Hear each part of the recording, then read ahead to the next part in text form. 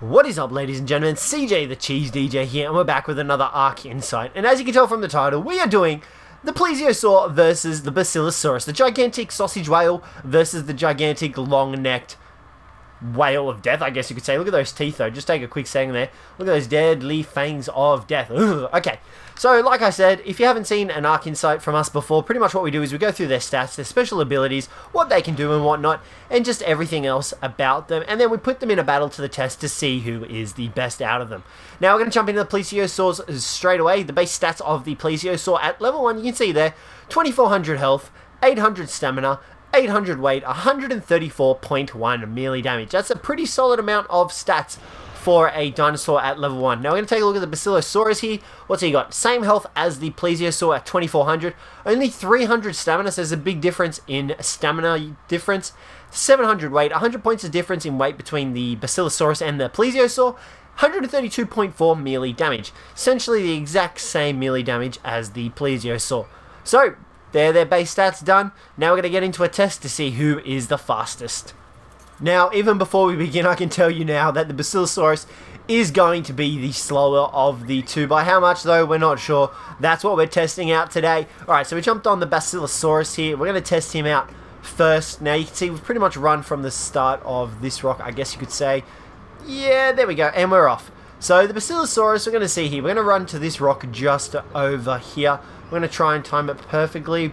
Bam, there we go. So it took about 7 seconds for the Basilosaurus to get over here. And what? It's taken him about 13, 14, 15 seconds to run out of stamina. So he's obviously not the greatest swimmer in terms of stamina use and speed, but he's a still pretty sound underwater creature. Now the Plesiosaur, on the other hand, well, he is going to fly. Let's get him going over to that rock. He'll be there in a few seconds, if that. Now, Plesiosaur recently got an update so that his stamina use is actually divided by 3. So he has 3 times the amount of stamina that he used to have. So his stamina usage is 3 times less the amount, if that makes sense. It should make sense. I hope it making sense. So he essentially gets 3 times the amount of stamina that he had before, which is a great way to look at the Plesiosaur because this guy is incredibly fast and he can move for an incredibly long amount of time at an incredibly fast speed.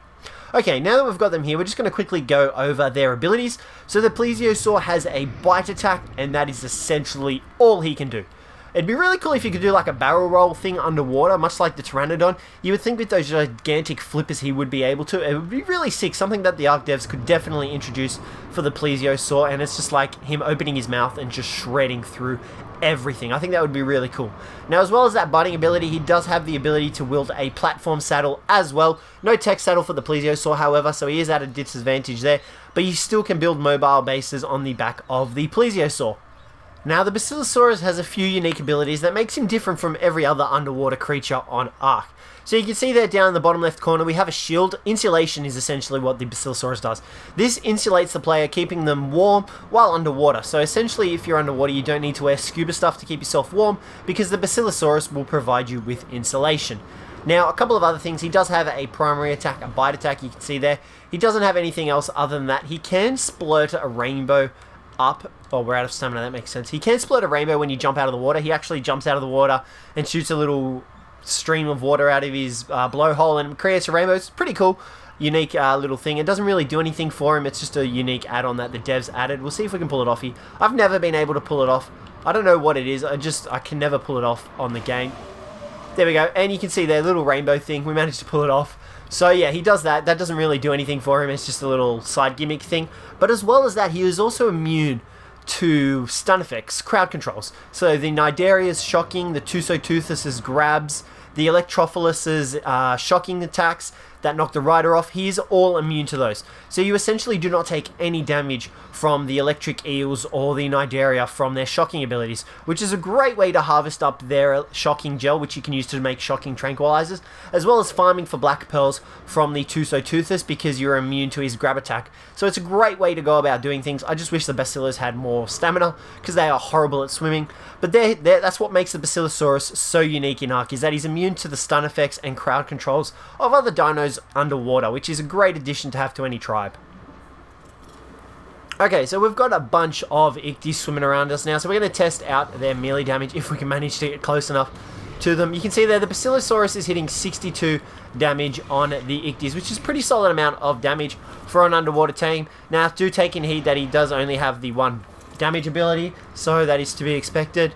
Now, the Plesiosaur does hit a lot harder than the Basilosaurus, managing to hit 100 on its attack. Its attack is also 10 times faster than the Basilosaurus. 10 times faster is probably a bit of an exaggeration, but you saw there how quick we were able to attack with the Plesiosaur, much faster than the Basilosaurus. Now, you also saw there that the Plesiosaur actually managed to gather the gather rate as well. So we actually managed to see how much meat the Plesiosaur gathered. So we're going to do that quickly now with the Basilosaurus to see how much he gathers and see who is the better gatherer. Now, the Plesiosaur gathered 99 raw meat off the Ichthys. We're going to see how much the Basilosaurus gathers if we can manage to attack it and not run out of stamina. Never mind, we're already out of stamina. Okay, and we've managed to kill the Ichthys, and we've just gathered up the meat, and 94 meat was how much we got of that Ichthys. So there's not too much of a difference between the two in terms of gather rates. The Basilosaurus, 5 meat difference between the Plesiosaur. Not too much of a big difference. Obviously, their melee damage scales with the amount of meat that they harvest and resources, so do take that into mind as well. Alright, now we're quickly going to cover their turning radiuses. So if we come over to the Plesiosaur, you'll see that he has quite a large turning radius. However, it is still manageable. It's not too bad. Whereas the Basilosaurus, he has a rather large turning radius, which you'll see shortly. But the Plesiosaur is able to turn with relative ease. You know, it's not too big of a circle in comparison to the Mosasaur and the Cjthecheesedj. Those things were gigantic. So if we come over to the Basilosaurus here now, you'll see that he's pretty much got, you know, a little bit wider than the Plesiosaur. Actually, no, never mind. It's actually smaller than the Plesiosaur, if you can notice. Yeah, it is actually a little bit smaller than the Plesiosaur as well. So do take that into mind when taming up these two, that the Basilosaurus does have the smaller turning radius. Okay, now in terms of taming these two guys, essentially the Plesiosaur is a knockout tame, while the Basilosaurus is a passive tame. However, in the wild, you'll find the Plesiosaur in groups of 2 or 3 of them, right down near the bottom of the ocean. There's actually a group of them just beneath us down here, and you can actually tame them by knocking them out and actually floating up. If you float up, they'll actually stop attacking you once you pass a certain threshold, making it rather easy to knock them out. You just keep swimming back and forth between that threshold, and you'll actually tame them up with no troubles whatsoever. Unless, of course, you get swarmed on by megalodons and donkeys. Now, the Basilosaurus, on the other hand, is slightly more difficult. Essentially, what you need to do is kill all the tames that are following him. He has normally an army of manta rays, Ichthys, sometimes even megalodons swimming around him. So you essentially have to defeat those first in order to passive tame the Basilosaurus. All you really need is a high-level megalodon or Plesiosaur, Mosasaur, any other underwater dinosaur that can kill a lot of mantas, and you should be set. I wouldn't recommend going after it with a manta or an Ichthys. You will get yourself wrecked and lose your mount most likely. So in terms of saddle levels, you can see here the Basilosaurus' saddle is at level 60, so that isn't too bad of a level. You can reach level 60 rather easily nowadays in Ark. However, if you come over to the Plesiosaur, we actually have to learn it first to be able to type it properly. There we go. You can see the Plesiosaur saddle is level 64. So there isn't too much of a difference between the two. The Plesiosaurus does get the platform saddle at level 84 as well, so take that into note. But, you know, there's not really much of a difference, whichever one you really want to go for more. Honestly, I prefer going for the Plesiosaur, but the Basilosaurus does have its uses as it is immune to the stun effects and crown controls of other dinos, making it relatively easy to tank the Cnidaria and the Electrophilus, as well as killing Tusos for Black Pearls. So do take that into mind. Alrighty, next up is the battle to the death. Okay, so we're all set to go, they're ready to go. We've unclaimed the Plesiosaur because it does hit harder than the Basilosaurus, but they do have the same amount of health, so we are going to let the Basilosaurus get the first attack in. You can see they're lined up. Alright, let's get things underway. Here we go. Now, my honest opinion is that these two are just going to swim around each other, because unless they get stuck in each other, they won't be able to fight. But it looks like the Plesiosaur is going to win. The Basilosaurus isn't able to really spin around too much. Oh, here they go. Now it's going to be a battle of the turning radiuses. The Plesiosaur is obviously, you can see the turning radius is much larger than Basilosaurus's. This is what I hate about the underwater AI. They just continuously swim around in a circle. You can see there the Plesiosaur managed to get a hit in, but so did the Basilosaurus. This is just going to go on for a very long time and a lot of spinning, unless of course they get stuck inside of each other like they did when the battle first began, but I don't see that happening anytime soon, so I honestly think that the Plesiosaur will win. You can see the Basilosaurus is even struggling to hit the Plesiosaur. The Plesiosaur is much faster, and that is its advantage, as well as that is able to strike a lot faster than the Basilosaurus. So in my honest opinion, I think you should go for both of these guys. The Plesiosaur is hands down a very big contender for the underwater depths of Ark. He's easily able to tank most of the dinos, and you can also use him as a weight mule, you know, gathering crystal, oil, hide, anything else you want down from the bottom of the ocean, even underwater drops. Chances are, if you're on an official server, you'll find players on Ichthys or Mantas. If you approach with a Plesiosaur, you will definitely scare the crap out of them and they will run. And I don't think they dare to attack you. Now, quickly while I've got your attention, one last thing that we did forget to mention about the Basilosaurus is that it also passively generates oil over time like the Tuso.